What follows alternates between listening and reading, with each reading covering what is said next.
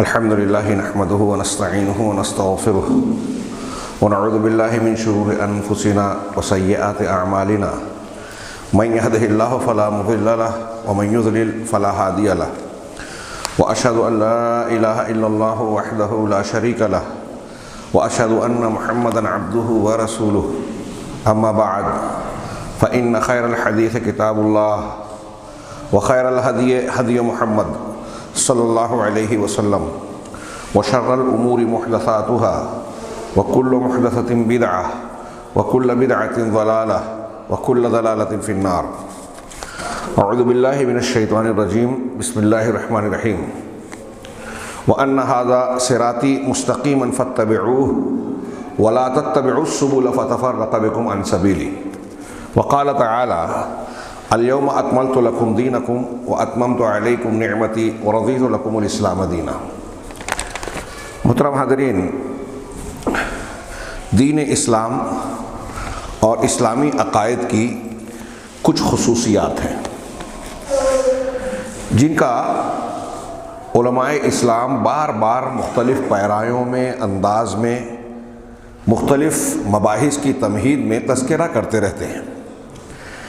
یہ خصائص، خصوصیات جہاں ایک طرف یہ معنی رکھتی ہیں، لفظ خصوصیت سے ظاہر ہے کہ اسلام میں یہ جو باتیں ہیں یہ کسی دوسرے مذہب میں یہ خوبی، یہ خصوصیت موجود نہیں ہے، تبھی تو اس کو خصوصیت کہا جا رہا ہے. ان خصوصیات پر اگر ہم نظر ڈالیں تو یہ اسلام کے کچھ بنیادی اصول کی حیثیت رکھتے ہیں، رہنما کی حیثیت رکھتے ہیں، جن کی بنیاد پر اسلام کے بہت سارے امور کو سمجھنے، اختیار کرنے میں ہمیں آسانی ہوتی ہے. انہیں اگر فراموش کیا جائے، ان خصوصیات کو نظر انداز کر دیا جائے تو بندہ یا اسلام کے احکامات کو اختیار کرنے کے طریقے اور راستے میں بھٹک سکتا ہے. اب یہ اصول اور خصوصیات متعدد ہیں. ہم مثال کے طور پہ ایک بات دہراتے ہیں کہ اسلام دین فطرت ہے. فطرت کے عین مطابق انسانی فطرت کے جو جو تقاضے ہیں ان تمام تقاضوں کو یہ دین پورا کرتا ہے. اسی طریقے سے ہم یہ کہتے ہیں کہ اسلامی عقائد کی ایک خصوصیت یہ ہے کہ یہ غیبی ہیں، یہ توقیفی ہیں. یہ دو الگ الگ باتیں میں نے کہی اور دونوں ایک دوسرے سے بہت جڑی ہوئی ہیں. غیب سے متعلق زیادہ امور ہے اس میں، کچھ چیزیں بعض جیسے ہمارے لیے رسول اللہ صلی اللہ علیہ وسلم کی ذات غیب ہے لیکن صحابہ کرام کی نگاہوں کے سامنے تھے. تو زیادہ تر حصہ عقائد کا غیب پر مشتمل ہے. اب اس غیب کو جاننے کا ہمارے پاس کیا ذریعہ ہے، کیسے ہم اس کو مانتے ہیں، کیوں مانتے ہیں؟ تو اس کے جاننے کا ذریعہ اصولی طور پر یہ مانا جاتا ہے کہ وحی الہی ہے. اللہ تبارک و تعالیٰ کی وحی یعنی قرآن مجید اور نبی کریم صلی اللہ علیہ وسلم کی احادیث ثابتہ، ان دونوں کے بغیر ہم کوئی عقیدے کی بات نہیں مانتے. اسی طرح اسلامی عقائد اور عبادات کو توقیفی بھی کہا جاتا ہے. توقیفی یعنی وہ چیز جو موقوف ہے قرآن و حدیث پر، وحی الہی پر. کوئی انسان اپنے ذہن سے، اپنی فکر سے، استنباط کی بنیاد پر کوئی عقیدہ، کوئی عبادت کو اخذ نہیں کر سکتا. اس سلسلے میں بالکل یہ جتنی باتیں میں کہہ رہا ہوں ہر بات پر قرآن حدیث کی بہت واضح، صاف ستھری دلیل ہے. اور یہ بات جہاں تک میرا علم ہے اس کا اسلامی فرقوں میں جو مختلف گروہ پائے جاتے ہیں، خاص طور سے اہل سنت والجماعت کے گروہ، ان کے اندر کوئی اختلاف بھی نہیں ہے. سب یہ مانتے ہیں، حنفی، شافعی، مالکی، حنبلی، اہل الحدیث، کہ یہ توقیفی ہیں. عبادات بھی توقیفی ہیں، عقائد بھی توقیفی ہیں. یہ یاد رکھیے گا، توقیفی کا مطلب ہوتا ہے قرآن حدیث پر موقوف. جو چیز قرآن حدیث سے ثابت ہے اور جتنی ثابت ہے ہم اتنا ہی مانتے ہیں، اس سے زیادہ اور کم نہیں. عبادات میں بھی یہی معاملہ ہے، عقائد میں بھی. عبادات کے سلسلے میں بہت مشہور دلیل بار بار آپ سنتے ہیں، دہراتے ہیں. اللہ کے نبی جناب محمد رسول اللہ صلی اللہ علیہ وسلم کا فرمان ہے، من احدث فی امرنا ھذا ما لیس منہ فہو رد. جس نے ہمارے اس دین میں من احدث فی امرنا ھذا، ہمارے اس امر میں یعنی ہمارے اس دین میں، جس نے ہمارے دین میں، اس دین میں کوئی نئی چیز ایجاد کی، وہ مردود ہے، نامقبول ہے۔ یہ بخاری مسلم کی حدیث کے الفاظ ہیں۔ صحیح مسلم میں ایک حدیث کے لفظ یہ ہیں، من عمل عملا لیس علیہ امرنا فہو رد، کہ جس نے کوئی بھی ایسا عمل کیا جس پر ہمارا حکم، ہماری تصدیق نہیں ہے، وہ رد ہے۔ صاف ستھرا ایک جملے کا ایسا اصول جو ایک بنیاد فراہم کرتا ہے کہ ہم کوئی بھی عمل دین سمجھ کر اگر کرنا چاہتے ہیں تو ضروری ہے کہ اس کی اصل شریعت میں موجود ہو۔ تو یہ اسلام کے بنیادی بدیہی احکامات اور اصولوں میں سے ہے کہ اسلام توقیفی ہے، عبادات اور عقائد توقیفی ہے، یہ غیبی ہے، یہ فطری ہے، یہ مکمل ہے، دین مکمل ہے۔ میں جو خصوصیات بیان کر رہا ہوں، دنیا کا کوئی دین اور مذہب ایسا مکمل نہیں ہے جیسا اسلام ہے، ایسا سائنٹیفک نہیں ہے جیسا اسلام ہے۔ یہ کوئی ہوائی باتیں نہیں ہیں جو میں کہہ رہا ہوں، ان میں سے ہر بات کی بے شمار 1 2 5 7 نہیں، سینکڑوں دلیلیں موجود ہیں، سینکڑوں، قرآن، حدیث، عقل، فطرت، سب کی دلیلیں۔ تو ہم یہ کہہ رہے ہیں کہ اسلام مکمل ہے، زندگی کا کوئی شعبہ، کوئی معاملہ ایسا نہیں ہے جس کے بارے میں اس قرآن اور حدیث کی رہنمائی نہ ملتی ہو۔ قرآن حدیث کے بغیر کوئی عبادت نہیں کی جائے گی، قرآن حدیث کی دلیل کے بغیر دین اور شریعت کی بنیاد دین اور شریعت سمجھ کر کسی بھی عمل، عقیدے اور حکم کو اختیار نہیں کیا جائے گا، قبول نہیں کیا جائے گا۔ یہ بالکل واضح بات ہے، میں بار بار کہہ رہا ہوں کہ علماء اسلام ان باتوں کو دہراتے رہتے ہیں، ہم اور آپ سنتے رہتے ہیں، لیکن ہم اسے سرسری لیتے ہیں، جس کو آج کی زبان میں کہیں کہ لوگ لائٹ لیتے ہیں، سنجیدگی سے لیتے نہیں ہیں، یا یوں کہیے کہ اس کو کہتے تو ہیں، سمجھتے نہیں ہیں، اور عملی طور سے بطور خاص بعض لوگ دوسرے ذریعوں سے اسے قبول نہیں کرتے، بلکہ ان باتوں کی خلاف ورزی کرتے ہیں، اس کا رد کرتے ہیں، اور دوسرے لفظوں میں یہ کہتے ہیں کہ اللہ اور اس کے رسول کی بات صحیح نہیں ہے۔ وہ کہتے ہیں کہ دین مکمل نہیں ہے، جو نبی کریم صلی اللہ علیہ وسلم نے دنیا میں ہم تک جو دین پہنچایا تھا، اس میں کچھ کمی، کچھ ادھورا پن تھا، اس کا بعد میں اضافہ کیا گیا، تب وہ مکمل ہوا۔ اس بات کے اضافے کا اگر ہم اور آپ رد کرتے ہیں تو وہ ناراض ہوتے ہیں اور سمجھتے ہیں کہ ہمارے دین کی خصوصیات اور بنیاد کو ہلا دیا گیا، جبکہ دین کا اس سے کوئی تعلق نہیں۔ ایسی بہت ساری چیزیں دین کے نام پر، تہوار، مخصوص ایام، مخصوص مہینے، یا کچھ فضیلت والے اعمال، کچھ فضیلت والے مقامات، کچھ فضیلت والے موقع اختیار کیے گئے ہیں جس کا قرآن حدیث میں کوئی عطا پتہ اور تذکرہ نہیں ہے۔ جب ایسا کیا جا رہا ہے تو اس کا کیا مطلب ہے؟ سمپل سی بات، آپ خود سوال کیجئے کہ جو باتیں تمہید کے طور پر دین کی خصوصیات کے حوالے سے بیان کی گئی، جس کو سب لوگ دہراتے ہیں کہ دین مکمل ہے، جب آپ مکمل کہہ رہے ہو تو اس کا مطلب کیا ہوا؟ کامل، مکمل، پورا، جس میں کمی بیشی کی گنجائش نہیں ہے، تبھی تو اس کو پورا کہیں گے، مکمل کہیں گے۔ اب اگر کوئی چیز اس میں بڑھائی جا رہی ہے تو یا تو وہ اضافہ، اس کو مانا جائے کہ یہ غلط ہے، یا یہ کہا جائے کہ یہ جو اضافہ کیا جا رہا ہے اگر یہ صحیح ہے تو یہ بات غلط تھی کہ اسلام مکمل تھا، نبی کریم صلی اللہ علیہ وسلم کا پیش کیا ہوا دین ادھورا تھا، یہ بعد میں مکمل ہوا۔ کوئی مسلمان زبان سے یہ نہیں کہے گا، یہ جرأت نہیں کرے گا کہ یہ کہے کہ نبی کریم صلی اللہ علیہ وسلم کا پیش کیا پہنچایا ہوا دین ادھورا تھا، کمی تھی، اللہ اور اس کے رسول کوئی چیز بھول گئے، یہ کوئی نہیں کہے گا، لیکن عمل سے یہ بات کہہ رہے ہیں آج لوگ۔ اب آپ غور کیجئے کہ آج جو اسلام اور جو دین ہمارے ارد گرد رائج ہے، لوگوں نے اختیار کر رکھا ہے، کیا اس اسلام کے تئیں، اس کے حوالے سے یہ مانا جا سکتا ہے کہ اس کو ماننے والے لوگ دین کو مکمل مانتے ہیں، اس کو ماننے والے لوگ اللہ تعالیٰ کے دین کے عبادات کو اور عقائد کو توقیفی مانتے ہیں؟ یہ مانتے ہیں کہ جو قرآن حدیث سے ملے بس اسی کو ہم پکڑیں گے، اسی کو دین سمجھیں گے، بعد کی چیزوں کو دین نہیں سمجھیں گے، جبکہ نبی کریم صلی اللہ علیہ وسلم اس کی بار بار تلقین، ہر جمعہ میں تلقین کرتے تھے، کل محدثۃ بدعہ وکل بدعۃ ضلالہ۔ کس کے سامنے کہہ رہے ہیں؟ نبی کریم صلی اللہ علیہ وسلم۔ صحابہ کرام بدعتی ہو سکتے تھے؟ سوال ہی نہیں۔ دین میں نئی چیزیں ایجاد کرنے والے بن سکتے تھے؟ سوچا بھی نہیں جا سکتا۔ ان کا دین وہی تھا جو اللہ نے قرآن کی شکل میں یا رسول اللہ صلی اللہ علیہ وسلم نے حدیث کی شکل میں انہیں سکھایا، دیا، بتایا. اس سے آگے نہیں بڑھتے تھے. اس کی مخالفت کو صحابہ کرام برداشت بھی نہیں کرتے تھے. کیوں برداشت نہیں کرتے تھے؟ وہ دین کے اس اصول کو جانتے تھے اور ہر جمعہ کو یہ سبق رسول اللہ صلی اللہ علیہ وسلم کی زبان سے سنتے تھے کہ کوئی بھی دین میں نئی چیز ہوگی تو وہ گمراہی ہے، اور ہر گمراہی وہ بدعت ہے، اور ہر بدعت گمراہی ہے. یہ صحابہ کے سامنے آپ دہراتے تھے. جب ان کے سامنے بار بار دہرانے کی ضرورت تھی تو آج کے زمانے میں جہاں ہر قدم پر، ہر موسم میں، ہر مہینے میں، ہر ہفتے میں کوئی نہ کوئی بدعت کی جاتی ہے، اس کو تو بار بار دہرانا، سمجھانا ضروری ہے.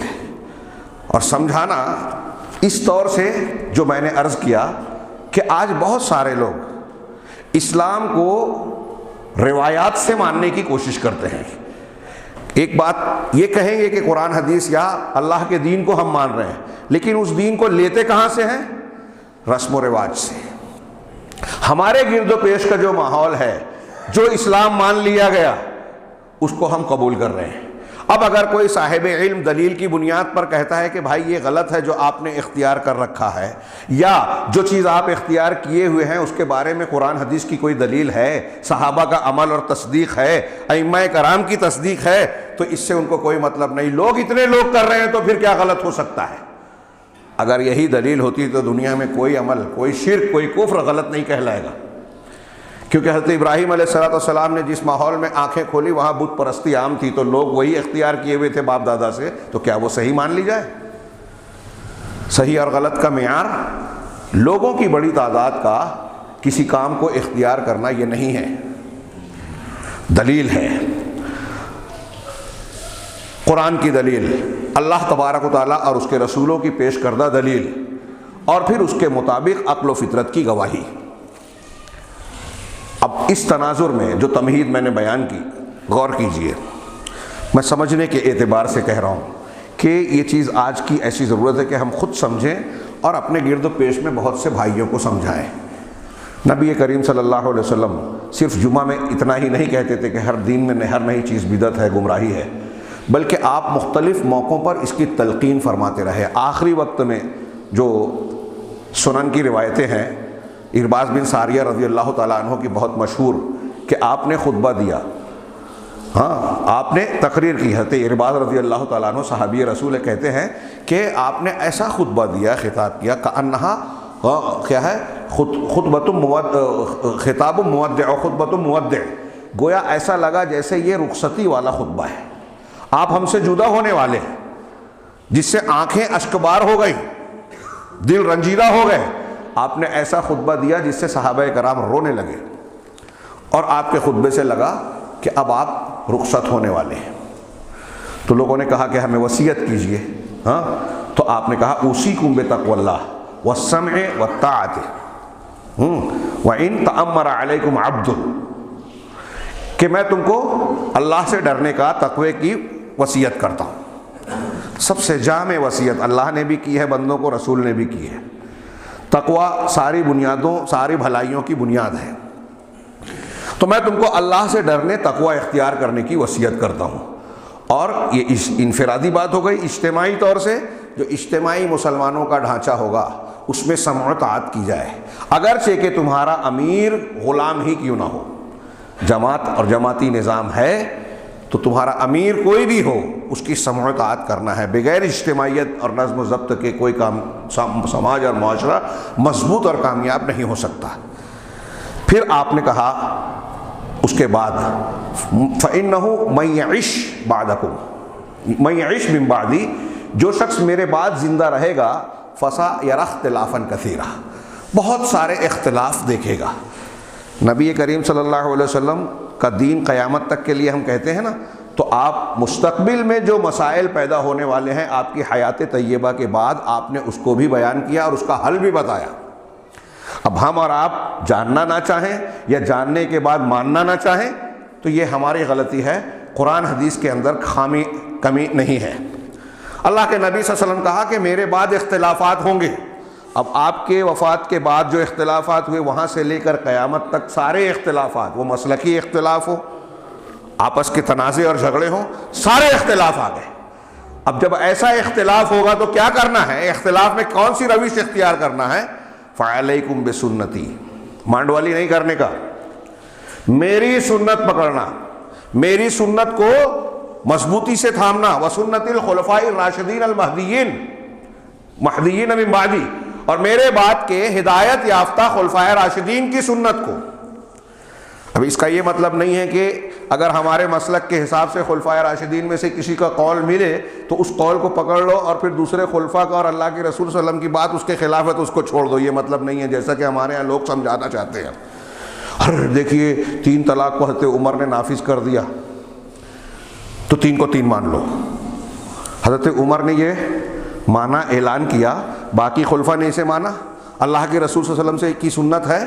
اب حضرت عمر کی سنت کو اس حدیث کی روشنی میں اتنی مضبوطی سے لینے کی بات کرتی ہے کہ سنت رسول کو چھوڑ دیا جائے۔ اصل کیا ہے؟ چاروں مسلک، اہل الحدیث کو تو چھوڑیے، ان کا تو واضح معاملہ ہے، چاروں مسلک کے یہاں بھی یہ اصول پایا جاتا ہے کہ اگر اللہ کے رسول کی سنت اور حدیث کا خلفائے راشدین کی سنت سے ٹکراؤ ہو جائے تو کس کو لیا جائے گا؟ رسول کی سنت کو لیا جائے گا، خلفاء کی چھوڑ دی جائے گی۔ آپ نے فرمایا میری سنت کو چھوڑ کر حضرت موسیٰ کی بات مان لو گے تو گمراہ ہو جاؤ گے، ایک پیغمبر کی بات کو۔ تو جب ٹکراؤ ہوگا تو نبی کی سنت کو ترجیح حاصل ہوگی۔ اصولاً یہ بات بالکل متعین ہے لیکن لوگ ماننے کو تیار نہیں ہوتے۔ اب یہاں طلاق والے معاملے میں اہل الحدیث جب یہ کہتے ہیں کہ ایک مجلس کی 3 ایک ہی پڑے گی، حضرت ابوبکر صدیق کا، تمام صحابہ کا فیصلہ ہے، حضرت عمر کے فیصلے کے بعد حضرت عمر بھی مانتے تھے کہ یہی ہے اور آخر وقت میں رجوع بھی کیا، تو کہتے ہیں دیکھو حضرت عمر کی شان میں گستاخی کر رہے ہیں۔ بلا وجہ صاف ستھرے دین کو، واضح تعلیمات کو گنجلک اور الجھا والی بنایا جاتا ہے محض اپنے مسلک کو ثابت کرنے کے لیے، کوئی ایج پیچ نہیں ہے اس میں۔ تو اللہ کے نبی صلی اللہ علیہ وسلم نے فرمایا کہ اختلاف ہو تو کیا کرنا ہے؟ علیکم بسنتی وسنت الخلفاء الراشدین المہدیین من بعدی، عضوا علیہا بالنواجذ، اپنے دانتوں سے، ناجزہ سے، جس سے سختی سے پکڑا جاتا ہے، گوشت نوچا جاتا ہے، اس کے ذریعے سے مضبوطی سے، یہ محاورہ ہے، کسی چیز کو مضبوط پکڑ لینا۔ میری سنتوں کو، خلفائے راشدین کی سنتوں کو بالکل مضبوطی سے پکڑ لو۔ اللہ کی رسول کی سنت وہی ہے جو قرآن میں ہے، اللہ کی تعلیمات ہے۔ صحابہ کرام اور خلفائے راشدین کی سنت وہی ہے جو اللہ کے رسول صلی اللہ علیہ وسلم کی تعلیمات ہے، اس میں تضاد نہیں ہے۔ تو ان کو مضبوط پکڑ لو۔ کتنی صاف ستھری کوئی ایسی بات ہے، یہ جو میں نے ترجمہ کیا، ہر مسلک کا عالم اس حدیث کو پیش کرتا ہے، اس ترجمے کا جو معنی اور مفہوم ہے، کوئی جاہل سے جاہل انسان ہے، اس کے سامنے یہ ترجمہ، یہ معنی کیجئے، بتائیے، اس سے پوچھئے کہ سمجھ میں نہیں آیا آپ کی؟ اللہ کے نبی صلی اللہ علیہ وسلم کا یہ فرمان سمجھ میں نہیں آیا؟ ابھی بات پوری نہیں ہوئی، اللہ کے رسول صلی اللہ علیہ وسلم کا فرمان آگے ہے، وَإِيَّاكُمْ وَمُحْدَثَاتِ الْأُمُورِ، میری سنت اور میرے خلفاء کی سنت کو مضبوط پکڑنا۔ اور دیکھو معاملات میں نئی نئی باتوں سے بچنا، دور رہنا، محدثات، ایجاد کردہ نئی چیز، یعنی دین میں قرآن حدیث نے جو بتا دیا اس کو پکڑ لو، اور اس سے ہٹ کر جو نئی باتیں آ رہی ہیں اس سے بچنا۔ کون کہہ رہا ہے؟ رسول اللہ صلی اللہ علیہ وسلم، جن کا کلمہ ہم نے پڑھا ہے۔ اب آج کا مسلمان ایک بڑی تعداد میں ایسا ہے کہ اپنے آپ کو مسلمان کہتا ہے، اللہ اور رسول کا ماننے والا کہتا ہے، لا الہ الا اللہ محمد رسول اللہ کا کلمہ پڑھ کے اپنے آپ کو مسلمان ثابت کرتا ہے، لیکن لا الہ الا اللہ محمد رسول اللہ کا مطلب سمجھتا ہی نہیں ہے۔ اس کی زندگی، اس کا مسلک اس کے خلاف ہے، مسلک خلاف ہے کہہ رہا ہوں۔ جب وہ یہ کہتا ہے کہ اللہ کے رسول کی حدیث ہے نہیں مانتے، یا بہت سارے امور اور معاملات ایسے ہیں جو قرآن حدیث سے ثابت نہیں ہے اس کو دین مانتے ہیں، تو وہ محمد رسول اللہ کو رد کر رہا ہے، اللہ سے اور رسول سے دین نہیں مان رہا ہے، فلاں اور فلاں سے لے رہا ہے۔ اللہ کے رسول کہہ رہے ہیں میری سنت کو پکڑنا، اختلاف ہو، آپ کہتے ہیں کہ بابا کو مانیں گے، پیر صاحب کو مانیں گے، مشائخ کو مانیں گے، امام کا دامن تھامیں گے۔ رسول کی حدیث ہم نہیں سمجھتے، سب سمجھ رہا ہے، یہ نہیں سمجھتا، دنیا داری سمجھتی ہے، سیاست سمجھتی ہے، بے وقوف بنانا چاہتا ہے، کاروبار میں کمانا آتا ہے، سب آتا ہے، اللہ اور رسول کی بات نہیں سمجھتی جو لوگوں کی ہدایت اور رہنمائی کے لیے آیا ہے۔ اللہ کہہ رہا ہے تمہارے راستہ بتانے کے لیے کہہ رہا ہے، ہم کہاں سمجھتے ہیں، ہم یہ کہہ رہے ہیں۔ اللہ کہہ رہا ہے کہ قرآن حدیث ہدایت کے لیے، تم کو دکھانے کے لیے راستہ، جنت تک پہنچانے کا راستہ بتاتا ہے۔ آپ کہتے ہیں ہم تو اندھے ہیں، مقلد ہیں، سمجھ نہیں سکتے، دیکھ نہیں سکتے، جو لوگ دکھائیں گے ہم وہ دیکھیں گے، جو لوگ کریں گے ہم وہی کریں گے۔ قرآن حدیث سے ہمیں کیا مطلب شریعت کے دین کے اصولوں کو، بنیادوں کو ماننے کے لیے مسلمان تیار نہیں ہے۔ اسٹیج سے بولتا ہے دین مکمل ہے، مانتا نہیں ہے مکمل۔ کیوں؟ اس لیے کہ بہت ساری چیزوں کا اضافہ کرتا ہے۔ اللہ کے رسول کہہ رہے ہیں وَإِيَّاكُمْ وَمُحْدَثَاتِ الْأُمُورِ، کہ محدثات امور سے، نئی نئی ایجاد کردہ چیزوں سے دین کے اندر تم بچنا، اس لیے کہ ہر نئی چیز بدعت ہے، ہر نئی چیز گمراہی ہے۔ اب ان امور کو جو میں نے بیان کیا، ممکن ہے سننے والے آپ حضرات یہ سوچ رہے ہوں کہ یہ تو ہم جانتے ہیں، لیکن میں یہ عرض کرنا چاہتا ہوں کہ بہت سے مسلمان یا تو جانتے نہیں ہیں یا جاننے کے بعد سمجھتے نہیں ہیں۔ یہی وجہ ہے کہ اگر یہ معاملات جو میں پیش کر رہا ہوں اس کو لوگ جانتے سمجھتے تو ہمارے سماج اور معاشرے میں مسلمانوں کے بیچ آج اتنی بدعات خرافات ہوتی ہی نہیں جتنی ہم دیکھ رہے ہیں۔ اور پھر ان بدعات کی شکل و صورت یہ بن گئی ہے کہ وہی دین کا چہرہ بن گئی ہیں، پہچان بن گئی ہیں۔ بہت سے غیر مسلم اس کو دین کا حصہ سمجھتے ہیں، جبکہ قرآن حدیث اور دین سے اس کا کوئی تعلق نہیں۔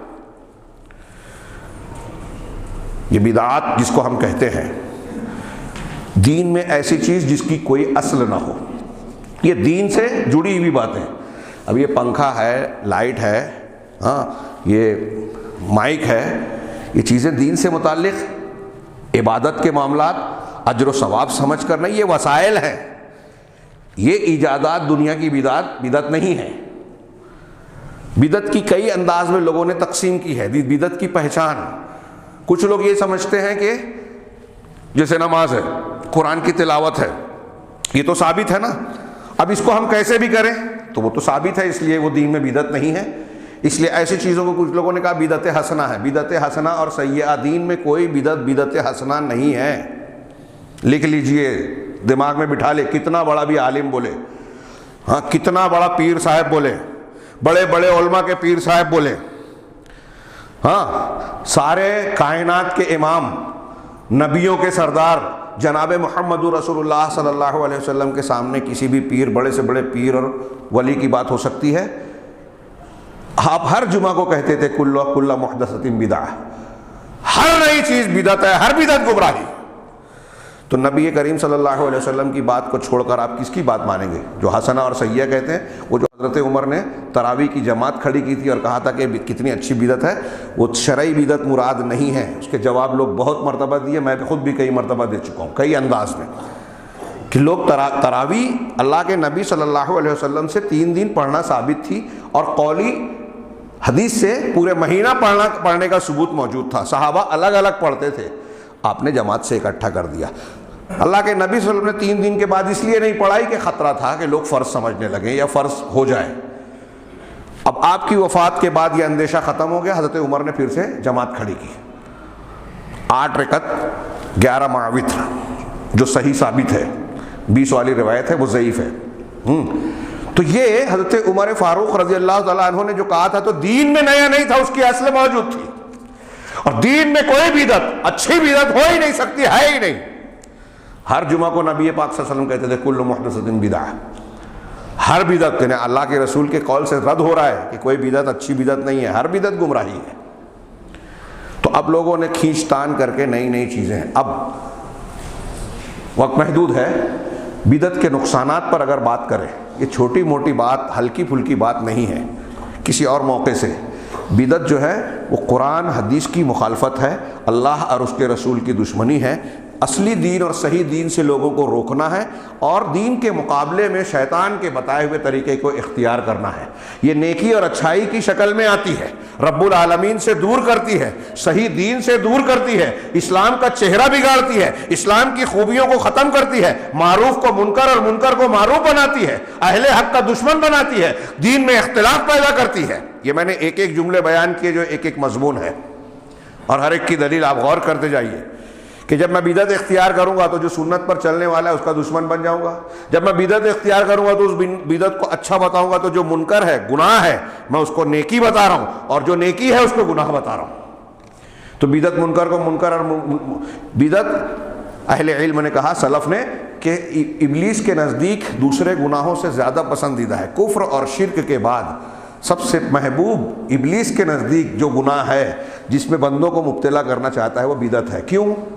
اس لیے کہ بندہ بدعت سے توبہ نہیں کرتا۔ کیوں نہیں کرتا؟ اس لیے کہ جب بدعت کرتا ہے تو اس کو نیکی سمجھتا ہے، دین سمجھتا ہے۔ بدعت کی خطرناکی کا پہلو یہ ہے کہ اس بیماری میں مبتلا انسان اپنے آپ کو بیمار سمجھتا ہی نہیں۔ جب بیمار ہی نہیں سمجھتا تو علاج کیا کرے گا؟ بدعت کرنے والا سمجھ رہا ہے نا میں نیکی کر رہا ہوں، اور نیکی کے جذبے کو جب بدعت سے تسکین دیتا ہے تو سنت کی طرف، قرآن حدیث سے ثابت شدہ امور کی طرف اس کی رغبت نہیں رہ جاتی۔ میں نے کئی مرتبہ علامہ ابن تیمیہ کا یہ قول پیش کیا کہ جو لوگ بدعت کے عادی ہو جاتے ہیں وہ سنتوں سے دور ہو جاتے ہیں۔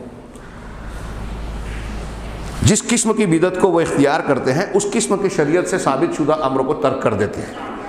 جیسے مثال کے طور پہ جو لوگ مزارات، مشاہد کی بدعتی سفر کرنے لگتے ہیں، ان کے اندر حج بیت اللہ اور عمرے کا وہ جذبہ نہیں رہتا جو دوسروں میں ہوتا ہے، جو ایسا بدعت کے نہ کرنے والوں میں ہوتا ہے۔ جو لوگ شیطان کے قرآن یعنی موسیقی کو سننے کے عادی ہوتے ہیں، آج اپنے گرد میں دیکھ لیجئے، ان کو قرآن سننا اچھا نہیں لگتا، اس لیے کہ رحمان کے قرآن اور شیطان کے قرآن دونوں کی محبت ایک دل میں اکٹھا نہیں ہو سکتی۔ اگر آپ رحمان کا قرآن پسند کرتے ہیں تو شیطان کا قرآن آپ کو اچھا نہیں لگے گا۔ شیطان کا قرآن یعنی گانا بجانا، موسیقی، اور یہ پسند کرتے ہیں تو وہ اچھا نہیں لگے گا۔ تو ایسے ہی آپ ساری بدعات میں دیکھیے کہ قرآن حدیث کی مخالفت کا جو عادی بنتا ہے وہ قرآن حدیث کی چیزوں کو قبول نہیں کرتا، اس کی طرف رغبت نہیں رکھتا۔ جو بدعات کے عادی ہوتے ہیں ان کے اندر نماز پڑھنے کی آپ کو پابندی نہیں ملے گی، بدعتوں کو بڑی پابندی سے کریں گے، اس میں پیسہ خرچ کریں گے، وقت لگائیں گے، اس کو چھوڑنے کے لیے تیار نہیں ہوں گے، لیکن اللہ کا جو مقرر کردہ فرض ہے نماز، اس کے بارے میں وہ کوتاہی برتیں گے، یعنی رسول کی اور اللہ کی مخالفت کر رہے ہیں۔ شیطان یہی مزاج دیتا ہے، یہی مقصود ہے بدعت کا، دین کو بگاڑنا، دین سے دور کرنا، اللہ اور اس کے رسول کی مخالفت کرنا۔ اب یہ ساری باتیں دماغ میں رکھیے تو اس سے یہ اندازہ لگے گا کہ بدعت کا معاملہ کتنا شدید اور سنگین ہے، اس کو لائٹلی لینے والا نہیں ہے، چھوٹا موٹا معاملہ نہیں ہے، یہ بہت بڑا معاملہ ہے۔ اور بدعت بعض مرتبہ شرک اور کفر تک پہنچاتی ہے، اسی لیے سلف نے کہا کہ بدعت شرک کا، کفر کا دروازہ ہے۔ دنیا میں جتنے لوگ بدعات کے عادی ہیں وہ رسول کی مخالفت کرنے کے بعد آپ دیکھیں گے ان کے اندر کسی نہ کسی قسم کا شرک ضرور ملے گا، ضرور۔ منبر رسول سے بہت ذمہ دارانہ اور اہم بات کہہ رہا ہوں، چھوٹی موٹی بات نہیں ہے۔ جتنے بدعتی ہیں، اور یہ قرآن کی ایک آیت میں اس کا اشارہ ہے، امام احمد بن حنبل اس کی تفسیر کرتے ہیں، فَلْيَحْذَرِ الَّذِينَ يُخَالِفُونَ عَنْ أَمْرِهِ أَن تُصِيبَهُمْ فِتْنَةٌ أَوْ يُصِيبَهُمْ عَذَابٌ أَلِيمٌ۔ جو لوگ رسول کے حکم کی، سنت کی مخالفت کرتے ہیں انہیں ڈرنا چاہیے کہ انہیں کوئی فتنہ پکڑ لے یا دردناک عذاب۔ علامہ ابن کثیر نے بہت سے مفسرین سے اس کی تفسیر نقل کی کہ جب رسول کی سنت کی مخالفت کی جائے گی تو دنیا کا عذاب بھی آئے گا اور آخرت، دردناک عذاب سے آخرت کا عذاب مراد ہے، فتنے سے دنیا کا عذاب۔ آج مسلمان پوری دنیا میں فتنوں میں مبتلا ہیں، اس کی سب سے بڑی بنیادی وجہ شرک، کفر و بدعت۔ دوسری باتیں جو ہیں ضمنی اور ذیلی ہیں جو ہم فلسفے بگارتے ہیں، بنیادی وجہ یہ ہے، اور اس پر قرآن حدیث کی بہت سی دلیلیں ہیں۔ امام احمد کہتے ہیں کہ یہاں فتنے سے مراد شرک ہے۔ جو لوگ رسول کی سنت کی مخالفت کریں گے انہیں اس بات سے ڈرنا چاہیے کہ انہیں فتنہ پکڑ لے، یعنی وہ شرک میں پڑ جائیں گے۔ تو لوگوں نے تشریح کی، امام احمد بن حنبل رحمہ اللہ کی اس قول کی کہ اس کا مطلب یہ ہے کہ جو رسول کی حکم کی مخالفت کرے گا، بدعت اختیار کرے گا سنتوں کو ترک کر کے، تو وہ بالآخر شرک میں پڑے گا۔ اور آج دنیا میں جتنے بدعتی ہیں، میں نے عرض کیا کہ آپ دیکھیں گے، غور کریں گے، جائزہ لیں گے تو نظر آئے گا کہ ان کے یہاں شرک بھی ضرور نظر آئے گا۔ یہ بدعت کی نحوست ہے، اس کی طرح اللہ تبارک و تعالیٰ کا دنیا ہی میں ایک عذاب ہے۔ گناہ کے نقصانات جب اہل علم نے بیان کیے تو 50 نقصان میں پہلا ایک نقصان یہ ہے کہ گناہ کا ایک نقصان یہ ہے کہ اللہ تعالیٰ اور گناہوں کی طرف انسان کو بڑھا دیتا ہے۔ فَلَمَّا زَاغُوا أَزَاغَ اللَّهُ قُلُوبَهُمْ، جب وہ ٹیڑھے ہوئے تو اللہ نے ان کے دلوں کو اور ٹیڑھا کر دیا۔ فِي قُلُوبِهِمْ مَرَضٌ، ان کے دلوں میں روگ ہے، فَزَادَهُمُ اللَّهُ مَرَضًا، تو اللہ نے مرض اور بڑھا دیا۔ گناہ کا ایک نقصان یہ ہے کہ وہ بیماری اور بیماری بڑھاتی ہے۔ اب اس پوری جو بات میں نے عرض کی، اس کی سنگینی کو ملحوظ رکھتے ہوئے غور کیجئے کہ کیا آج کا مسلمان اسلام کو مکمل مان رہا ہے؟ جو بات عقیدے اور دین سے متعلق ہے، جس کو اصول کے طور پر مان رہا ہے کہ دین وہی ہے جو قرآن اور حدیث میں ہے، کیا اپنی عملی زندگی اور روزمرہ کے تعامل میں اس کو قبول کر رہا ہے؟ دین کو مکمل مان رہا ہے؟ اپنے عقیدے، منہج اور احکامات کو قرآن حدیث پر موقوف مانتا ہے، جو ہم نے کہا کہ ایک مسلمہ اصول ہے حنفی، شافعی، مالکی، حنبلی، اہل الحدیث میں کہ دین کے معاملات اور خاص طور سے عقائد اور عبادات توقیفی ہیں، تو کیا یہ مانتا ہے توقیفی؟ ان اصولوں کو سامنے اور ان سوالات کے جواب کو جب ہم تلاش کرنے جاتے ہیں تو آپ دیکھیے کہ کوئی شعبہ، کوئی مرحلہ ایسا نہیں ہے، معاملہ ایسا نہیں ہے جس میں آج کے مسلمانوں نے دین کے مقابلے میں کچھ نہ کچھ نئی چیز گڑھ لی ہے اور اسے دین بنا لیا ہے۔ کوئی مہینہ، سال کے جو 12 مہینے ہیں، کوئی مہینہ ایسا نہیں ہے جو بندہ ایجاد بندہ سے خالی ہو، یعنی قرآن حدیث سے ہٹ کر بعد کے لوگوں کی ایجاد شدہ چیز کو اختیار کرنے سے خالی ہو، ایسا کوئی مہینہ نہیں۔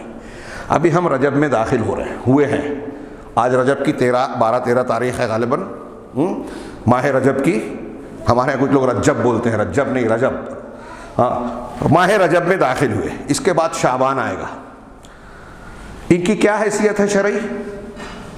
اس کے بعد رمضان آئے گا، رمضان کی کیا حیثیت ہے؟ رمضان کے بارے میں اللہ تعالیٰ نے کہا شہر رمضان الذی انزل فیہ القرآن، رمضان کے بارے میں کہا کہ یہ شہر مبارک ہے، اس میں لیلۃ القدر ہے، جس میں عبادت کرنا 1000 مہینوں سے بہتر ہے۔ اب ہم لیلۃ القدر کی یہ حیثیت کیوں مانتے ہیں کہ 1000 مہینوں سے بہتر ہے، اس میں عبادت کرنا فضیلت والی بات ہے؟ رمضان کی حیثیت دوسرے مہینوں کے مقابلے میں الگ ہے، اس کو ایک خصوصیت حاصل ہے۔ کیوں مانتے ہیں؟ اس لیے کہ اللہ نے کہا، اس لیے کہ رسول نے بتایا صلی اللہ علیہ وسلم۔ کیا رجب کے بارے میں، شعبان کے بارے میں جو کچھ ہم مانتے ہیں وہ بھی اللہ اور رسول نے بتایا ہے؟ ماہ رجب میں ہم داخل ہوئے، اس کے بارے میں جو بعض دینی مجلسیں، محفلیں منعقد کی جاتی ہیں، اس کی بعض فضیلتیں بیان کی جاتی ہیں، اس میں بعض اعمال کو بطور خاص متعین کر کے انجام دیا جاتا ہے، یہ سمجھ کے کہ اس مہینے کا یہ خاص عمل ہے۔ جیسے رجب کے مہینے میں پہلے جمعرات کا دن اور پہلے جمعہ کی رات، اس کو کہتے ہیں کہ فضیلت والا ہے، لہذا اس جمعرات کو روزہ رکھا جائے۔ اس سلسلے میں ایک من گھڑت حدیث بیان کی جاتی ہے، جھوٹی حدیث جو اللہ کے رسول صلی اللہ علیہ وسلم سے ثابت نہیں ہے۔ جتنے محقق، علماء، محققین اور محدثین ہیں، سب کا اتفاق ہے کہ یہ حدیث من گھڑت اور جھوٹی ہے۔ تو اس دن روزہ رکھا جائے، اس دن رات میں جو ہے قیام کیا جائے، اور ایک خاص نماز پڑھی جاتی ہے جس کو صلاۃ الرغائب کہتے ہیں۔ اب وہ گزر چکا لیکن میں اس کا اعادہ کر رہا ہوں کہ رجب میں یہ ایک بدعت بنائی گئی، صلاۃ الرغائب، اور پھر اس کے اندر 4 رکعت اس طرح پڑھی جائے، فلاں سورہ، فلاں آیت، جھوٹی حدیث۔ کچھ لوگ اس مہینے کی کچھ تاریخوں میں جانور ذبح کرتے ہیں، یہ سمجھ کر کہ اس مہینے میں یہ عمل کرنا زیادہ فضیلت اور اجر و ثواب کا عمل ہے، کوئی ثبوت نہیں۔ اس کی 22ویں تاریخ کو ہمارے یہاں کچھ لوگ یہ قبر پرست، بدعت کا ایک مزاج آپ کو یہ بھی نظر آئے گا کہ پوری دنیا میں آپ جن جن علاقوں میں دیکھیں گے کہ یہاں یہ بدعت ہے، الگ الگ ڈھنگ سے منائی جاتی ہے۔ اب جیسے قرآن حدیث سے ثابت شدہ جو تہوار ہے، عید الاضحیٰ، عید الفطر، اس میں اکثر بیشتر چیزیں، جو بنیادی چیزیں ہیں، آپ کو پوری دنیا میں ایک جیسی نظر آئے گی۔ کیوں؟ اس لیے کہ یہ قرآن حدیث میں ہے۔ لیکن 12 ربیع الاول کو جو لوگ مناتے ہیں، مالیگاؤں میں الگ ہے، برہان پور میں الگ ہے، اجمیر میں الگ ہے، پاکستان کے شہروں میں الگ، فلاں شہروں میں الگ، ڈھیما شہروں میں الگ۔ کیوں؟ اس لیے کہ یہ قرآن حدیث سے نہیں ہے نا، لوگوں نے اپنے ذہن سے ایجاد کی ہے، تو جس نے جیسا بہتر سمجھا اس کو ویسا رنگ دے دیا، جس کو جیسا اچھا لگا ویسا دین بنا دیا۔ ہاں، اللہ اذن لکم ام علی اللہ تفترون، انہی بدعات کے بارے میں اللہ نے سوال کیا قرآن میں، کیا تم کو اللہ نے اس کی اجازت دی ہے یا اللہ پر جھوٹ باندھتے ہو، افترا پردازی کرتے ہو؟ بدعت اللہ پر افترا پردازی ہے، اور قرآن نے کہا کہ اللہ پر افترا پردازی کرنے والوں کو اللہ دنیا میں بھی رسوا کرے گا اور آخرت میں بھی دردناک عذاب دے گا۔ ہر مفتری کا یہی انجام ہونا ہے۔ اس کو آپ معمولی بات سمجھتے ہیں، دیکھ کر آنکھیں بند کر لیا، سرسری طور سے گزر گئے، یا کوئی بیان کر رہا ہے تو اس کو سمجھ رہے ہیں کہ غیر اہم باتیں کر رہے ہیں، اختلافات کی باتیں کر رہے ہیں، آپ اللہ کا دین بگاڑے اور کوئی آپ کو ٹوکے بولے نا، آپ اور ہم خاموش ہیں تو یہ بھی دین کے سلسلے میں بے غیرتی ہے۔ صحابہ کرام میں سے کوئی ایک صحابی ایسا نہیں ملے گا آپ کو کہ قرآن حدیث کی مخالفت ہو رہی ہو، بدعت کا ارتکاب کیا جا رہا ہے اور وہ خاموشی سے گزر جائیں، ناممکن۔ دین کے اندر تبدیلی برداشت نہیں کرتے تھے، یہ دینی غیرت تھی، اور اسی وجہ سے اسلام محفوظ ہے قیامت تک۔ جو لوگ یہ لڑتے ہیں بدعت و خرافات سے، وہی اصلی سپاہی ہیں۔ اب اس کی بھی گنجائش نہیں ہے۔ امام احمد سے کسی نے کہا، احمد بن حنبل رحمہ اللہ سے کسی نے کہا کہ آپ بدعتیوں کا بڑا شدید رد کرتے ہیں، ان کے اندر جو خوبیاں ہیں، آج کل وہی لوگ بولتے ہیں نا کہ خوبیاں دیکھو خامیاں چھوڑ دو۔ امام احمد سے یہی بات کسی نے کہی کہ بدعتیوں کا آپ رد کرتے ہو، ہاں تو یہ بتائیے کہ ان کے اندر خوبیاں بھی تو ہیں، آپ خوبیوں کو بیان نہیں کرتے۔ تو امام احمد نے کہا کہ اللہ تعالیٰ نے ہم کو لوگوں کی خوبیاں بیان کرنے کا مکلف نہیں بنایا کہ ہم لوگوں کی تعریف اور خوبیاں بیان کرتے پھریں۔ ہاں، اللہ نے اس کا مکلف ہم کو بنایا ہے کہ اگر کوئی غلط کام کر رہا ہے تو اس کی تو اصلاح کی جائے، کوئی منکر کر رہا ہے تو اس منکر کا رد کیا جائے، کیونکہ اگر ایسا نہ کیا جائے تو دین محفوظ نہیں رہے گا۔ بدعات جبے کبے والے انجام دیتے ہیں، ان سے ہی فروغ ملتا ہے طاقت سے۔ عام آدمی، جاہل آدمی دیکھتا ہے کہ اتنی بڑی داڑھی والا، اتنے لمبے کرتے والا یہ کر رہا ہے تو غلط کیسے ہوگا؟ ہاں، ہمارے ہاں دین کی دکان گمراہ کرنے والے لوگ بھی اصحاب جبہ و دستار نظر آتے ہیں، تو جاہل آدمی کو تمیز تھوڑی ہوتی کہ کون دلیل کی بنیاد پہ کام کر رہا ہے، کون بے دلیل۔ وہ تو ظاہری طور سے دیکھ کے دھوکہ کھا جاتا ہے۔ تو دنیا میں جتنے بھی مسلک ہیں، کتنے بھی گمراہ ہیں، جتنے بھی بدعتی ہیں، ہر جگہ آپ کو ایسے لوگ ملیں گے جن کو لوگ عقیدت کی نگاہ سے دیکھتے ہیں، جنہیں بزرگ سمجھتے ہیں، جنہیں عالم سمجھتے ہیں۔ لہذا یہاں دھوکہ ہوتا ہے۔ لہذا بات کو میں سمیٹوں، وقت زیادہ ہو رہا ہے، کہ اہل ایمان کو چاہیے کہ اس معاملے میں انتہائی سنجیدگی سے جو دین کے بنیادی اصول، جو میں نے شروع میں کہا کہ یہ ہمارے رہنما اصول، خصوصیات اور بنیاد ہے دین کی، کہ دین مکمل ہے، مکمل وہ ہے جس میں کمی بیشی نہیں ہو سکتی۔ اب رجب المرجب کے بارے میں یہ جو چیزیں اختیار کی جاتی ہیں، میں نے کہا 22 رجب کو کونڈا اختیار کیا جاتا ہے، یہ ہمارے ہندوستان پاکستان میں آپ کو ملے گا، دوسری جگہوں پہ نہیں۔ یہیں سے بات پھیل گئی تھی کہ بدعت ہر جگہ الگ الگ انداز کی ہے۔ یہ جو کونڈے ہیں نا، یہ شیعوں نے رائج کیے ہیں، شیعوں کی طرف سے ہے۔ محققین نے بتایا کہ یہ حضرت امیر معاویہ رضی اللہ تعالیٰ عنہ کی وفات کا دن ہے، اس کو بطور خوشی منانے کے لیے اہل سنت میں رواج دینے کی خاطر جعفر صادق کے نام کی نیاز کی آغاز کروائی، جبکہ وہ خود نیاز وغیرہ بھی بدعت اور کفریہ اور شرکیہ چیزوں پر مشتمل ہوتی ہے، غیر اللہ کے نام کا کھانا۔ اور اس میں ایک جھوٹا واقعہ بنایا گیا کہ مدینہ میں ایسا ایسا تھا، محل تھا، ایک لکڑہارا تھا، ہاں اس کو جعفر صادق اور ان کی بیوی نے کہا کہ اگر اس دن جو ہے جعفر صادق کے نام کی نیاز پکائی جائے اور ایسا ایسا کیا جائے تو یہ برکت ہوگی۔ وہ لکڑہارے کی بیوی نے کیا اور اس کو جو ترقی ملی، ایسی ایسی بن گئی، محل بن گیا وغیرہ وغیرہ، دنیا کے اوٹ پٹانگ بات جس کی کوئی اصل دلیل اور بنیاد ہے ہی نہیں۔ اور اس پر کہتے ہیں کہ جعفر صادق صاحب کا کہنا یہ تھا رحمہ اللہ کہ جو اس دن میرے نام کی نیاز بنائے گا 22 رجب کو اور ایسا ایسا کرے گا تو قیامت کے دن میں اللہ سے اس کے لیے لڑوں گا اگر اس کی بخشش نہ کرے۔ انا للہ و انا الیہ راجعون۔ اس قسم کے واقعات سے اللہ کی بے عزتی اور توہین کرتے ہیں لوگ۔ کوئی اللہ سے لڑنے کی ہمت اور جرأت کرے گا؟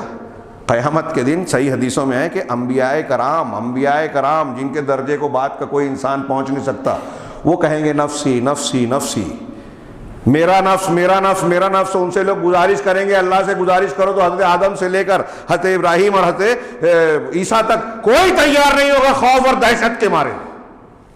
نبی کریم صلی اللہ علیہ وسلم بھی سجدے ریز ہوں گے، دعائیں کریں گے، حمد و ثنا بیان کریں گے اللہ تعالیٰ کی۔ اس کے بعد جب اجازت دی جائے گی تب آپ جرأت کریں گے۔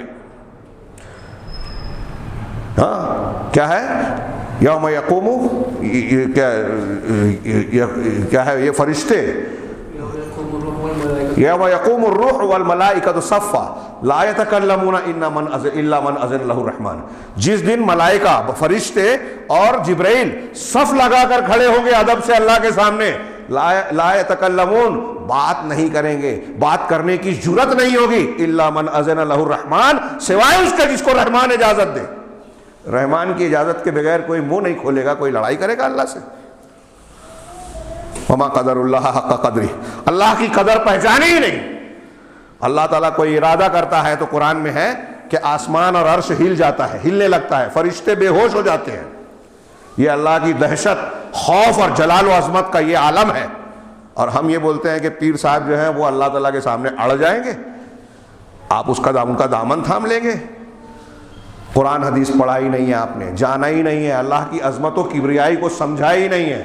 اگر کوئی شخص اللہ اور رسول کا دشمن ہے، سنتوں کا مخالف ہے، تو کوئی پیر، کوئی سچا انسان، کوئی نبی اس کا ساتھ نہیں دے گا۔ اللہ کا دشمن رسول کا بھی دشمن ہے، جو اللہ کے دین کا مخالف ہے کوئی اس کا ساتھ نہیں دے گا۔ یہاں تو تقاضا یہ ہے کہ اللہ اور رسول کی مخالفت کرنے والا، الحب فی اللہ والبغض فی اللہ کے تحت ایمان کی تکمیل اس وقت ہوگی جب اللہ کا دشمن ہمارا دشمن ہو، اللہ کا دوست ہمارا دوست ہو۔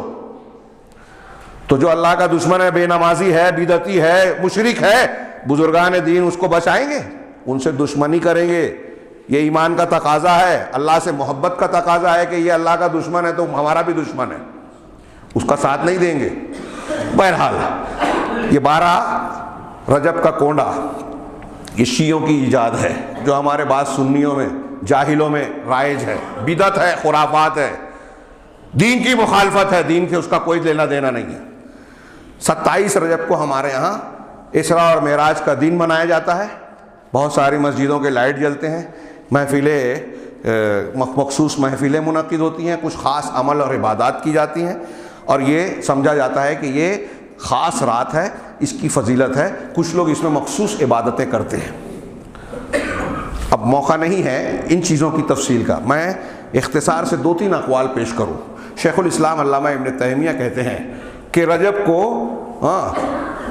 ایسا موسم بنانا، ایسا خاص موقع بنانا جس کو روزے کے ساتھ الگ کیا جائے، خاص کیا جائے، یہ مکروہ ہے حضرت امام احمد بن حنبل رحمہ اللہ کے نزدیک، اور ان کے علاوہ بھی، جیسا کہ حضرت عمر بن خطاب اور ابو بکرہ، یہ دونوں صحابہ ہیں، ابو بکرہ اور دیگر متعدد صحابہ کرام سے بھی مروی ہے کہ رجب کی کوئی خصوصیت نہیں ہے۔ روزے کے ساتھ خاص کرنا، میں نے بتایا کہ کچھ لوگ پہلے جمعرات کو روزہ رکھنے کو مخصوص عمل سمجھتے ہیں۔ ایک بات دماغ میں رکھیے کہ آپ کسی خاص دن کو متعین کر کے جب یہ کہتے ہیں کہ اس دن یہ کام کرنا ہے، روزہ رکھنا ہے، اس دن یہ عبادت کرنی ہے، اس دن یہ کام کرنا ہے، تو آپ نے اس کو دوسرے دنوں کے مقابلے میں ایک خصوصیت دے دی۔ یہ بھی بدعت ہے کہ جس دن کو، جس موقع کو اللہ اور رسول نے کوئی تخصیص یا خصوصیت نہیں دی، آپ اس کو خصوصیت دیں۔ جس تعداد کو اللہ اور رسول نے متعین نہیں کیا، آپ وہ تعداد متعین کر دیں۔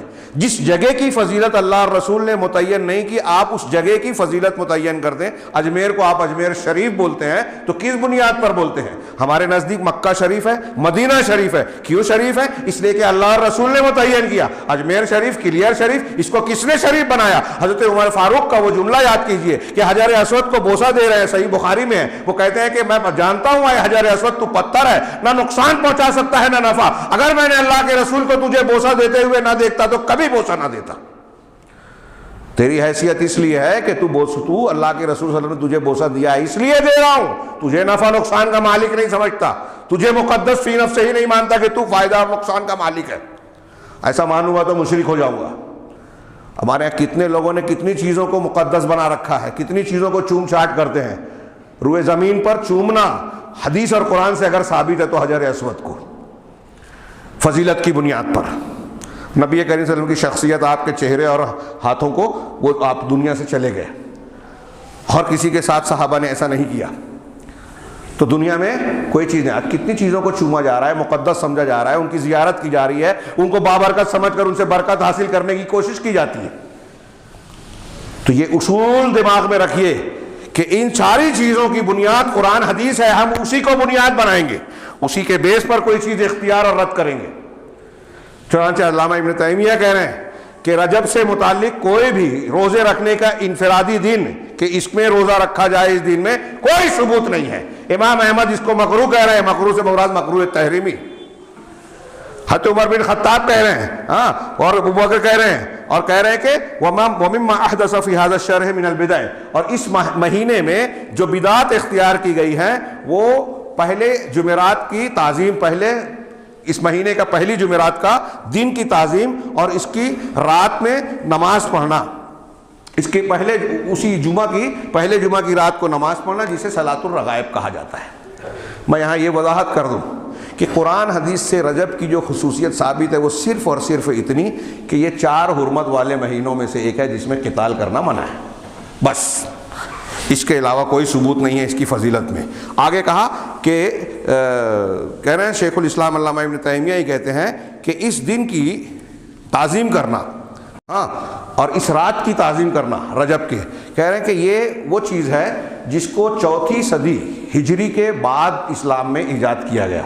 4 صدی سے پہلے 400 سال بعد، نبی کریم صلی اللہ علیہ وسلم کی ہجرت کے 400 سال بعد تک یہ دنیا میں اس کا وجود نہیں تھا ان چیزوں کا۔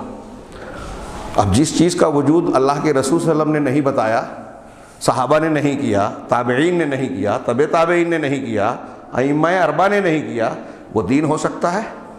امام مالک کا وہ قول ہمیشہ یاد رکھنے والا ہے کہ جو اللہ کے رسول اور صحابہ کے زمانے میں جو دین تھا آج بھی وہی دین ہے، اور اس وقت جو دین نہیں تھا آج بھی وہ دین نہیں ہے۔ اگر کوئی شخص دین میں کوئی نئی چیز، انہی کے قول کا ایک حصہ ہے کہ اگر کوئی شخص دین میں کوئی نئی چیز کو اختیار کرتا ہے اور سمجھتا ہے کہ یہ اچھی چیز ہے، دین ہے، تو وہ رسول اللہ صلی اللہ علیہ وسلم پر الزام لگا رہا ہے کہ آپ نے دین پہنچانے میں خیانت کی۔ رسول نے نہیں پہنچایا، اس کو پتہ چل گیا، آپ کا دین ادھورا تھا، یہ پورا کر رہا ہے۔ پھر اللہ کا امام مالک نے یہ بات کہنے کے بعد قرآن کی آیت پڑھی، الیوم اکملت لکم دینکم، آج کے دن میں نے تمہارے لیے دین کو تو مکمل کر دیا۔ اب دین مکمل ہے، مکمل اسی کو کہتے ہیں جس میں اب کوئی نئی چیز کو ڈالنے کا، اضافے کی کوئی گنجائش نہ ہو۔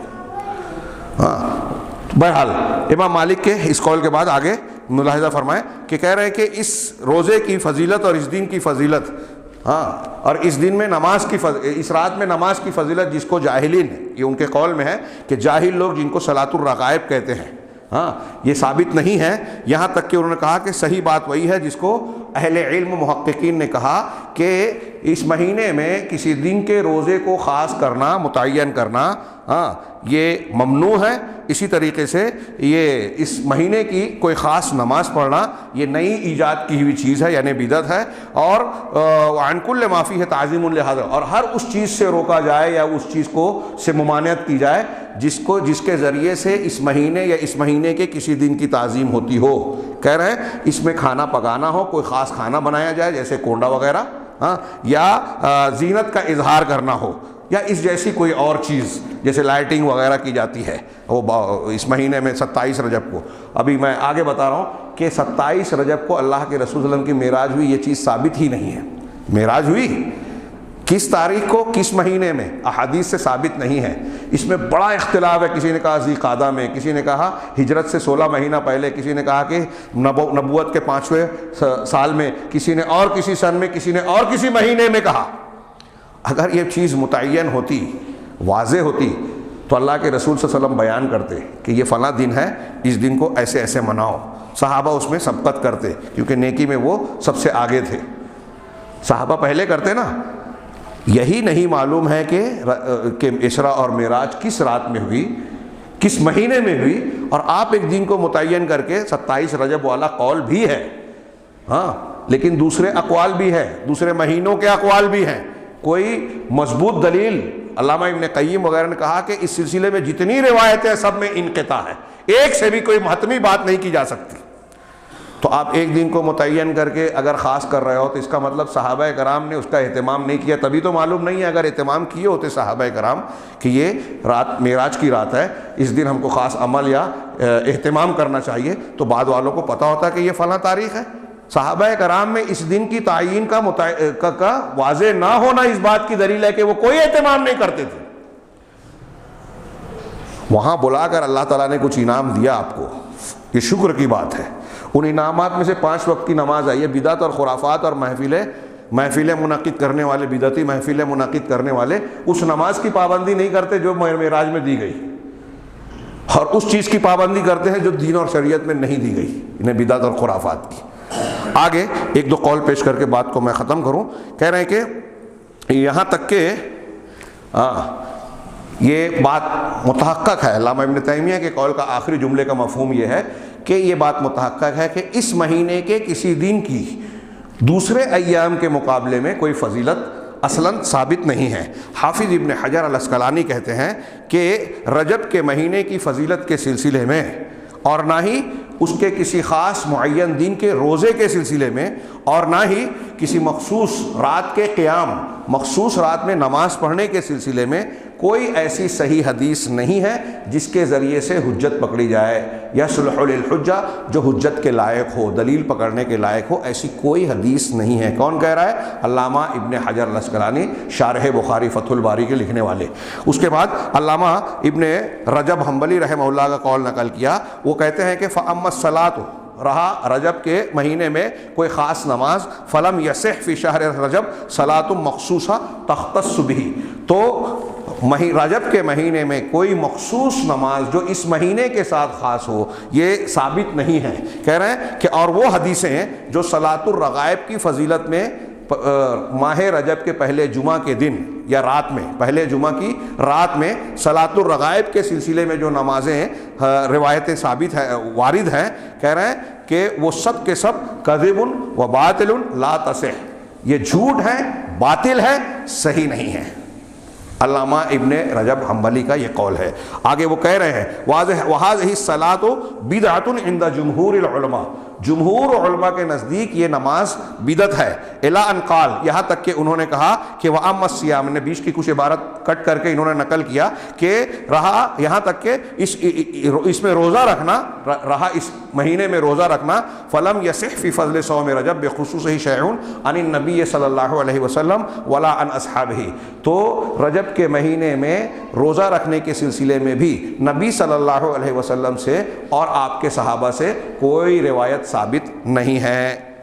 اب آگے انہوں نے اور باتیں کہی لیکن وقت نہیں ہے۔ اس کے علاوہ ایک بات یہ بھی کہ اس مہینے میں کچھ لوگ عمرے کو فضیلت والا مانتے ہیں، تو انہوں نے لمبی چوڑی دلیل دی کہ فضیلت عمرہ کرنا فضیلت والا یا تو اشہر حج میں ہے، نبی کریم صلی اللہ علیہ وسلم نے جتنے عمرہ کیے حج کے مہینوں میں کیے، اللہ تعالیٰ نے فضیلت والے ایام ہی آپ کے لیے منتخب کیے۔ اور پھر قولی حدیث سے رمضان میں عمرہ کرنا حج کے ثواب کے برابر ہے۔ یہ دو موقع ایسے ہیں، اشہر حج اور ذی قعدہ سے ذی الحجہ تک اشہر حج کہلاتا ہے، شوال ذی قعدہ سے۔ اس کے علاوہ رمضان، اس کے علاوہ کسی مہینے میں عمرے کی کوئی خاص فضیلت نہیں ہے، سارے ایام اور سارے مہینے یکساں ہیں، برابر ہیں۔ پھر اس کے بعد 27 رجب، کنڈے کی بات میں نے کہی، 27 رجب کی جو کوئی محفل منعقد کی جاتی ہے، کچھ لوگ ابھی سنا ہے کہ بعض مقامات پر اس دن بطور خاص 2 رکعت عید کی طرح، تہوار کی طرح نماز پڑھتے ہیں، برہان پور وغیرہ میں، ایسا میں نے سنا، واللہ عالم۔ ایسی کوئی بھی نماز، کوئی عمل، کوئی مخصوص عبادت، کوئی مخصوص اہتمام صحابہ کرام سے ثابت نہیں ہے۔ یہ رجب کا مہینہ ہے، یہی معاملہ کچھ لوگ شعبان میں کرنے والے ہیں، 15 شعبان کو، انشاءاللہ اس موقع پر اس کے متعلق تفصیلی گفتگو کی جائے گی، اور اگر موقع رہا تو اسراء اور معراج سے متعلق بھی ہم بعض خطبوں میں کچھ گفتگو کریں گے کہ اسراء اور معراج کے دروس اور اسباق کیا ہیں انشاءاللہ۔ لیکن یہ بات ذہن نشین رکھنی چاہیے، یہ سرسری معاملہ نہیں ہے، بدعت والا معاملہ۔ جو چیز ثابت نہیں ہے ہم اس کو دین نہ مانیں، اور اپنے گرد و پیش میں جو بدعات اور خرافات ہو رہی ہیں ایسا مان کے چلیں کہ ہمارے مسلمانوں کی کشتی میں سوراخ ہے وہ بدعات اور خرافات۔ اگر ہم نے ان سوراخوں کو بند کرنے کی کوشش نہیں کی تو کشتی ڈوبے گی، اور جب کشتی ڈوبے گی تو صرف جن لوگوں نے سوراخ کیا ہے وہی نہیں ڈوبیں گے۔ یہ اللہ کے رسول کی بیان کردہ بخاری کی حدیث میں مثال ہے کہ اگر سماج میں برائیاں ہو رہی ہیں تو ان کو روکنا چاہیے، ہاتھ سے، زبان سے، یا نفرت کا اظہار کر کے اس کے ناپسندیدگی کا اظہار کیا جائے۔ اگر آپ نے نہیں کیا تو آپ کسی نہ کسی شکل میں اس کی تائید کر رہے ہیں۔ آج ہم اپنے معاملات میں، ذاتی دنیاوی امور میں تو بڑے باغیرت اور حساس نظر آتے ہیں، لیکن دین کے معاملے میں کوئی شرک کر رہا ہے، کوئی بدعت کر رہا ہے، کوئی دین کی مخالفت کر رہا ہے، جماعت کو نقصان پہنچا رہا ہے، ہم خاموش رہتے ہیں۔ یہ خود ایک بہت بڑا جرم ہے، اللہ تعالیٰ کے ہاں اس کا جواب دینا ہوگا۔ تو رجب سے متعلق حاصل کلام یہ ہے کہ کوئی خصوصیت اس مہینے کی، اس مہینے کے کسی دن کی، سوائے اس کے کہ یہ مہینہ حرمت والا مہینہ ہے، قرآن حدیث سے ثابت نہیں ہے۔ اب اگر کوئی خاص عبادت اور عمل اس مہینے کی فضیلت کی بنیاد پر، جیسے پیر جمعرات کا کوئی رکھتا ہے تو وہ ایک الگ بات ہے روزہ، لیکن رجب کے مہینے کی بنیاد سمجھ کر اگر کوئی روزہ رکھ رہا ہے، کوئی عمل کر رہا ہے، کوئی عبادت کر رہا ہے، کوئی قربانی کر رہا ہے، کوئی کھانا پکا رہا ہے، کوئی خاص اہتمام اور لائٹنگ کر رہا ہے، تو وہ دین کو اللہ اور رسول کے مقابلے میں ایک نیا دین بنا رہا ہے اور دین کی مخالفت کر رہا ہے، رب سے دور ہو رہا ہے۔ اللہ تعالیٰ سے دعا ہے کہ وہ ہمیں صحیح دین کو سمجھنے اور اسی پر عمل پیرا ہونے کی توفیق عطا فرمائے، ہر قسم کی بدعات سے اور ان کی نحوستوں سے، ان کے نقصانات سے ہمیں محفوظ رکھے۔ وآخر دعوانا ان الحمد للہ رب العالمین۔ بارک اللہ لنا ولکم فی القرآن المجید ونفعنا وإیاکم بالآیات والذکر الحکیم، انہ تعالی جواد کریم ملک بر رب العالمین۔